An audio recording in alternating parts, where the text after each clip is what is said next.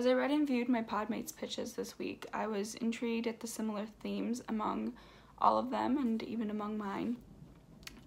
We all discussed people of color in the LGBTQ plus community, but we ended up with different communities in the end that we wanted to represent in sequels or in other seasons of movies or television shows. It's noteworthy to mention how different all of our choices for our chosen movie or television show ended up being. There were British, Canadian, Spanish, and American TV shows mentioned, along with an American film and an American film series that were mentioned. Because the show I did my pitch on, Schitt's Creek, had very good representation for the LGBTQ plus community, I was intrigued by Maisie's pitch on adding LGBTQ plus characters or a storyline to Fuller House. One thing that really stood out to me from Maisie's pitch was that she says that everyone needs to be taught acceptance no matter their age. This really stood out to me because Fuller House is a family show. It takes an older audience of the original Full House show and attempts to make a new show that would interest them along with new viewers. I think Maisie's introduction of an LGBTQ plus storyline in Fuller House would be monumental for the audience of the shows, whether they be families, people in love with the original show, or just Netflix bingers looking to watch something new. I especially like the idea that not labeling Ramona's relationship with her best friend, or that with not labeling this relationship, there will be more of an opportunity for viewers to relate to Ramona and be reminded that there's nothing wrong with being gay, bisexual, or even just exploring your own sexuality. Maisie's idea that adding the storyline of Ramona being part of the LGBTQ plus community won't change who she is as a character. She'll still act, communicate, and look the same way as she did before. It's important to not present stereotyping, tokenism, and different tropes by making an already well-known character in Fuller House part of the LGBTQ plus community. It avoids the issues of misrepresentation, and adding this LGBTQ plus storyline to a family-friendly show will help show parents that they should be educated and more accepting towards their towards this community of LGBTQ plus, and maybe even help them in the future if their children come out to them. All in all, I think Maisie's claim that family shows need more LGBTQ representation is very well stated. Next, I want to move on to Jessica's pitch and the idea that there needs to be more representation for people of color in the Hallmark movie series Aurora Tea Garden Mysteries. I agree that there needs to be much more representation in Hallmark movies. I liked Jessica's point that because these movies are becoming more increasingly popular, especially during the holiday seasons, it's important to represent more people and more communities. However, I had some questions when it came to discussing Jessica's idea to add a character of color to the movie series. She states that the character of color must act like every other person on the show and must not act differently because of their skin color. But I thought about the concept of white privilege and how a person of color would interact with this concept in the series. Isn't it important to include these kinds of conflicts to show more representation and a more accurate portrayal of what people of color have to do with because they are perceived as a minority in today's society? I was also wondering if there would be a possibility of adding more than just one character of color. Adding just one might lead to tokenism, and this is something that every show and movie should want to avoid in representing people of color and people of other minorities. Finally, I'm curious as to whether or not the Aurora Tea Garden Mysteries represent the LGBTQ plus community in any way. Because I haven't seen this series, I don't know this. So I was wondering if this could maybe be a possibility to look into to expand the series representation and this representation of minority communities. Speaking of characters of color, I'd like to move on to talking about Ari's opinion that The Princess and the Frog has shortcomings in its representation. These shortcomings include having Tiana be a frog for the majority of the movie, and also include the use of magic as a form of cultural appropriation or othering. And I was intrigued by these ideas because I never thought about it that way. And while Tiana is Disney's first Black princess, what does it say about Disney that, and their opinion of color, that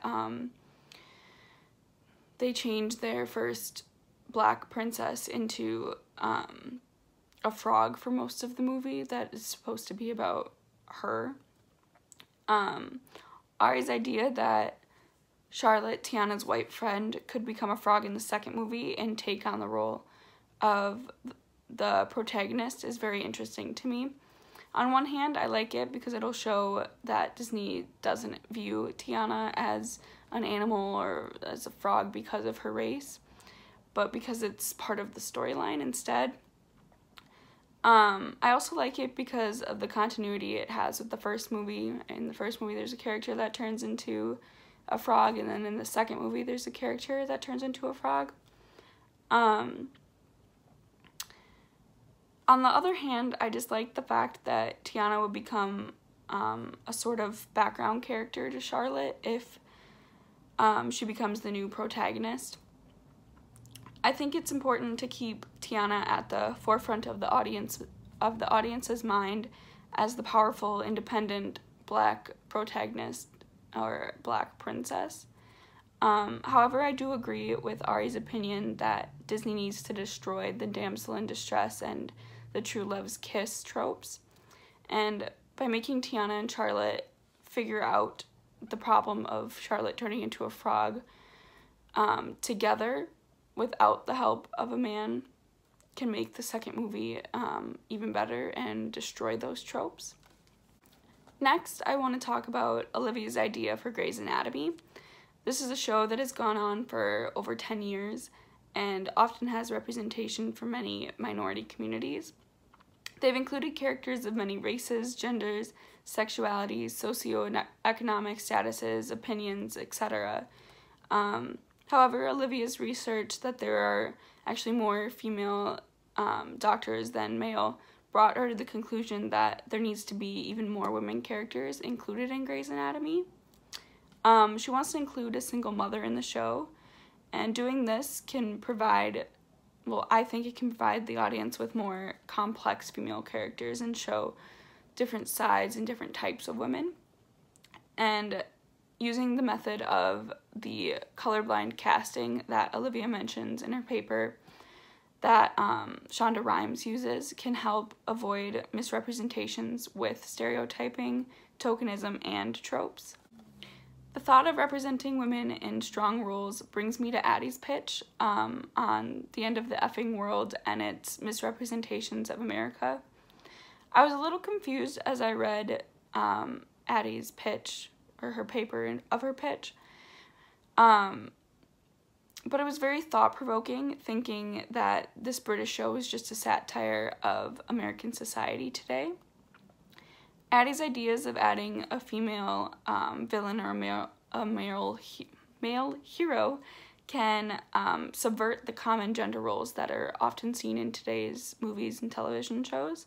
And I think it's interesting that this progressive show doesn't already act upon these gender roles, but it makes sense because they're following Addie's idea that it's a satire of American society. It makes sense that they're not focused on gender roles. one of my one of my concerns with Addie's pitch is that she says the characters talk about the LGBTQ plus community, but is there actually a representative of the community that is in the show, or is it just a character mentioning the community and that it exists in that society? I was also wondering what's so bad about portraying the United States the way the end of the effing world does. America is so often at center stage in world news and in world media. Many of the blockbuster films and TV shows are based out of America. World-renowned movies are often from Hollywood and from America. And I think this show is an interesting take on the United States, and takes away the American-centric mindset and kind of plays with it. And after all, isn't that what satire is supposed to do? Finally, I want to discuss Gabrielle's pitch and her ideas for El Internado and the lack of representation of mental illness that is in the show. I was intrigued that Gabrielle chose to discuss mental illness instead of the lack of other ethnicities and the lack of the LGBTQ plus community that she mentions the show has. It intrigued me mostly because it was so different from the rest of my podmates' contributions to their shows. So the show El Internado obviously has some weaknesses when it comes to representing minority communities, and so why choose mental illness? Why did Gabrielle choose this?